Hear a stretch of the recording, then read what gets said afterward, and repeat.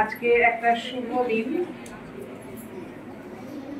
আজকে সবার আগে আমাদের সকলের পিতা শিব বাবাকে জানাই অনেক অনেক আন্তরিক শ্রদ্ধা সম্মান। আর আজকে এই ঘাটাল সেবা কেন্দ্রের পক্ষ থেকে যে রঞ্জনা মাতা আর তুষার ভাই ওনাদের নবনির্মিত বাড়ির যে দ্বার উদ্ঘাটন পর্ব সেটা অনুষ্ঠিত হয়েছে, ওনাদেরকে জানাই অনেক অনেক প্রীতি ও শুভেচ্ছা।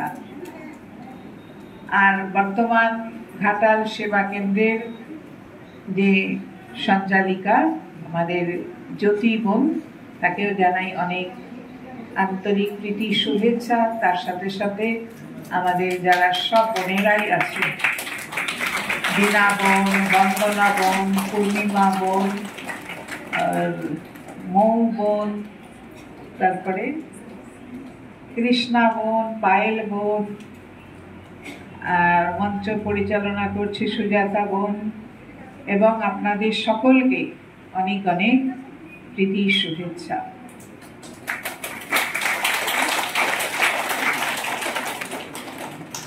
আজকে একটা সুন্দর শুভ লগ্নে এই অনুষ্ঠানটি হচ্ছে, মহালয়া, মহা আলয়। তো যখন এটা আজকে যেমন পিতৃপক্ষ আর মাতৃপক্ষ বা দেবী পক্ষের একটা সন্ধিক্ষণ, আজ থেকে 15 দিন আগে থেকে যে পিতৃপক্ষ শুরু হয়েছিল, যে এমনি যে কথিত আছে এরকম যে কর্ণ, মহাভারতের যিনি কর্ণ ছিলেন, তো কর্ণকে তো দাতা কর্ণ বলা হয়েছে।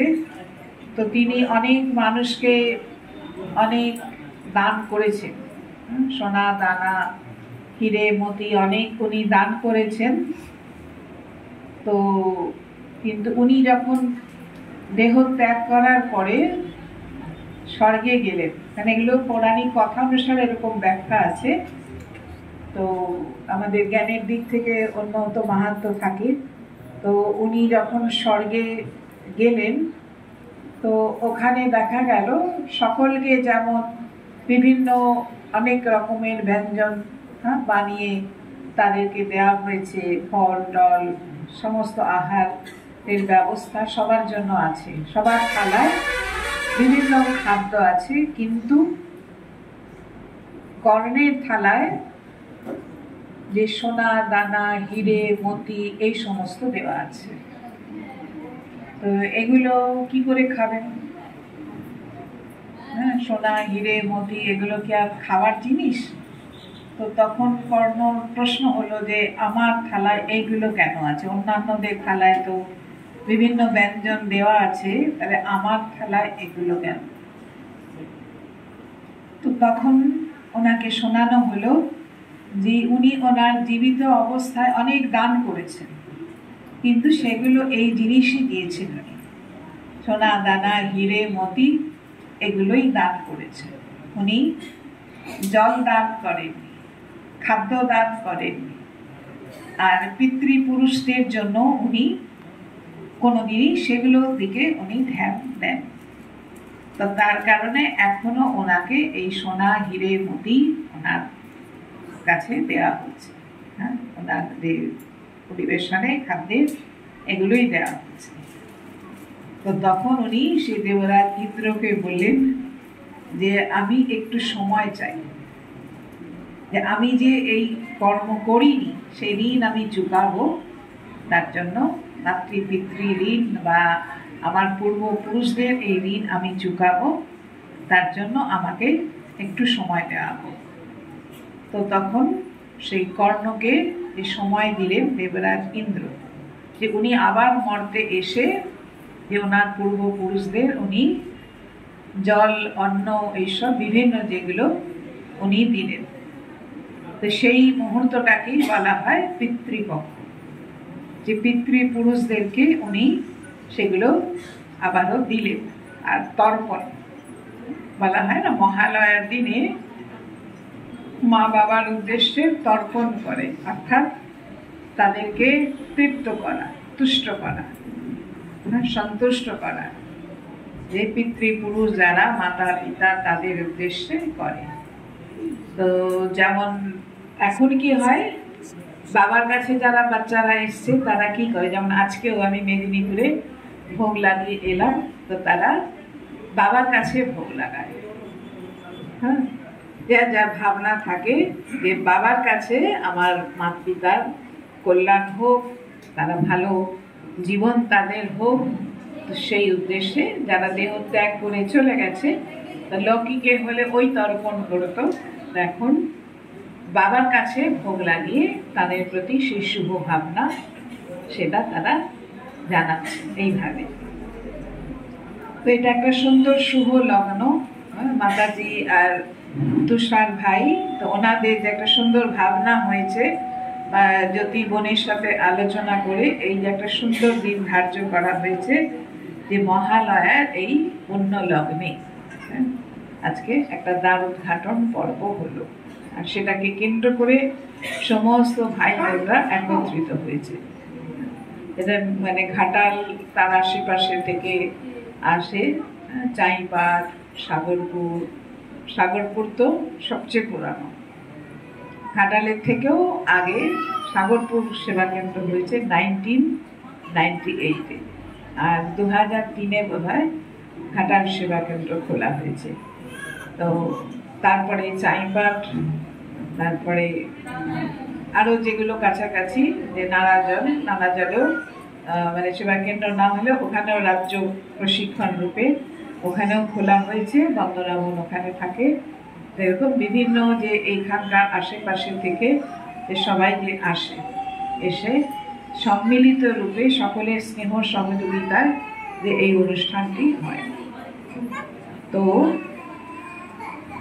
এই যে দিন থেকে কি হলো, দেবী পক্ষের সূচনা হলো, যে এই মুহূর্তটা যে কি হয়, আজকেও যারা মহালয়ে দেখিয়েছেন হয়তো বা অন্য অন্য দিনে দেখেছেন, যে অসুরকে নাশ করা। তো অসুরকে নাশ করা মানে কি, যে দুনিয়াতে যেটা দেখানো হয় যে দুর্গা অসুর নিধন করছে, নারী শক্তির দ্বারা যে আসুরিক শক্তির বিনাশ হচ্ছে। হ্যাঁ, দুর্গাকে দশপ্রহরণধারিণী বলা হয়। তো বাস্তবে যে দুনিয়ার এখন দেখুন দিকে দিকে যেভাবে অন্যায়, অবিচার, মিথ্যাচার চলছে, তো সেগুলোর অবসান ঘটাবে কে? তো পরমাত্মা শিব বাবা ধরায় অবতীর্ণ হয়েছে যে সেই আসুরি শক্তির বিনাশের জন্য।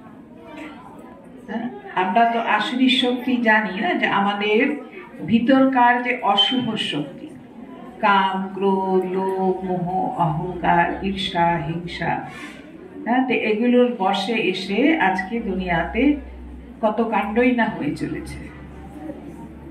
আমার তো মনে হয় সেরকমই, যে বলে না এইটাই সেই মহাভারতের মুহূর্ত চলছে।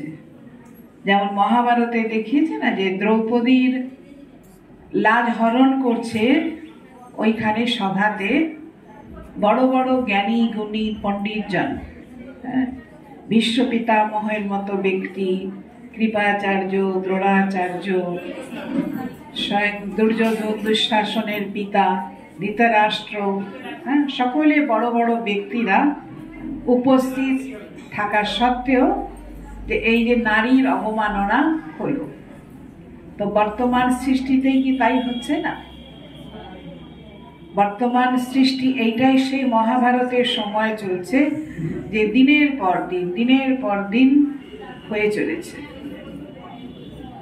আর যত যে দিক থেকেই, যে বিভিন্ন পার্টি হতে পারে, যাই হতে পারে, যে দিক থেকেই বড় বড় পদে বসে আছেন, ওনাদের দ্বারা কিন্তু কিছুই সম্ভবপর হচ্ছে না, হয়েই চলেছে। তো এর শেষ কিভাবে হবে? তো ওরা তো জানে না, ওরা জানে যে এইভাবেই আমরা দিনের পর দিন আসুরি কর্মের মধ্যে দিয়েই জীবন এইভাবেই পার করে চলবো, কিন্তু কথা আছে না, ওস্তাদের মার শেষ রাতে।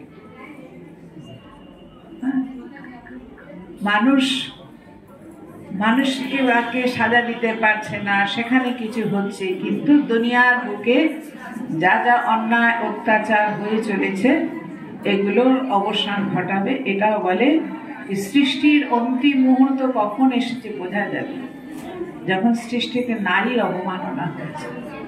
আর ভগবান সেই নারী শক্তিকে দিয়েই আবার এই বিশ্বকে সুন্দর পবিত্র বিশ্ব বানাচ্ছে। তারই প্রতীক রূপে যে দেবী মূর্তির পূজা হয়। আর দেখুন এই সময় হয় না, অষ্টমী নবমী তিথিতে যে সন্ধিক্ষণে কি হয়, ওই সময় ছোট ছোট কন্যাদেরকে দেবী মূর্তি বানিয়ে তাদেরকে সে দুর্গার মতো সাজিয়ে তাদের পূজা করা হয়। তো বাস্তবে বাবা এসেছে যে বলছেন কি আসলে সেই পবিত্রতার পূজা। আজকে যে আমাদের ক্লাস হয়েছে তাতেও কি ছিল, holiest, highest আর richest। তো বাবা এরকম আমাদেরকে বানাতে এসেছে। তো বাবা আমাদেরকে স্মৃতি দিচ্ছে যে তুমি যখন সত্যযুগী দুনিয়াতে ছিলে, আদি দুনিয়া, তারও আগে যখন তুমি পরমধামে ছিলে, তখন তোমার স্টেজ কি ছিল, সম্পূর্ণ পবিত্র। তারপরে যখন আদিতে তুমি সত্যযুগে এলে, সেখানেও তুমি পূজ্য দেবতা রূপে। আর বর্তমান সঙ্গম যুগে শুধু ব্রহ্মচর্য নয়, মন, বচন, কর্ম, সংকল্প, স্বপ্ন সব দিক থেকে যখন পিউরিটি নিজের মধ্যে আমরা ধারণ করতে পারি, আর পিউরিটি যার মধ্যে আছে সেই হলো হাইয়েস্ট আত্মা। তো তাদেরকে শিব বাবা এসে বাচ্চা বানিয়ে তাদের মাধ্যম দিয়ে এই পুরানো সৃষ্টিকে পরিবর্তন করাচ্ছে। তাই না? কত জনের দেখুন কত রকম ভাবে দুঃখ, তারপরে হঠাৎ হঠাৎ এমন সমস্যা, এমন পরিস্থিতি, হ্যাঁ, শুনতেই থাকে এইরকম অবস্থা হয়েছে, যোগদান দিন, এটা হয়েছে, একটু যোগদান দিন। তো তার মানে আমাদেরকে কতটা শক্তিশালী হতে হবে যে দুনিয়ার মানুষের চোখের জল মোছানোর জন্য, তার দুঃখ অশান্তি দূর করার জন্য, তাকে প্রকৃত শান্তি খুশি দেওয়ার জন্য। ওরা তো এখনো বুঝতে পারছে না, না, যারা বাইরে বাইরে দুনিয়া আছে, তারা ওই সাময়িক ক্ষণিকের সুখ, ক্ষণিকের কিছু লোভ লালচের দিকে ছুটে বেড়াচ্ছে। তো ছুটে গিয়ে কিন্তু কি হচ্ছে, উপরটা সুন্দর। ওই রকম আছে না কাহিনী, যে একজন ব্যক্তিকে দেহ ত্যাগ করার পরে তাকে যখন নিয়ে গেছে, যে দেখাচ্ছে দুটো দিকেই দেখাচ্ছে, হ্যাঁ, হচ্ছে যে তার খাতা চেক করে দেখছে যে তার পুণ্য খুবই কম আছে, তার খাতায় পুণ্যের অংশ খুবই কম আর পাপই বেশি। তো তাকে বলছে যে তুমি কোনটা আগে নিতে চাও, পুণ্যের ফল আগে নিতে চাও না আগে পাপের ফল নিতে চাও? তো ও বলছে আমাকে দৃশ্য দেখানো হোক, যেরকম আমি দৃশ্য দেখবো সেই অনুসারে আমি ডিসিশন নেব। তো তখন তাকে দৃশ্য দেখাচ্ছে যে একদিকে দেখাচ্ছে খুব সুন্দর আনন্দ, নৃত্য, গান টান, সঙ্গীত দিয়ে একদম এত সুন্দর দৃশ্য, খুব ভালো লাগছে। আর একদিকটা একদম শুনশান শান্ত পরিবেশ, হ্যাঁ, কোনো কিছু সেরকম অ্যাক্টিভিটি নেই, কিছু নেই। তো যে দিকটা দেখলো এত সুন্দর নাচ গান আনন্দ, খুশি খুশি, তো বলে আমি এখানে আগে যাব। তো ঠিক আছে, তো গেল। এবার ভিতরে প্রবেশ করে দেখলো যে সেখানে তো মারপিট, অশান্তি, মানে কাকে মানে আগুনে পুড়িয়ে দেওয়া হচ্ছে, নালে এরকম আঘাত করে মেরে দেওয়া হচ্ছে, গরম তেলের কড়ায় ছেড়ে দেওয়া হচ্ছে। হ্যাঁ, তো বললো কি হলো, এরকম কেন? বাইরে যেভাবে দৃশ্য দেখানো হলো আমি তো সেই দেখে এখানে আসতে চাইলাম, এর ভিতরে এরকম কেন? তো বললো ওটা তো পাবলিসিটি।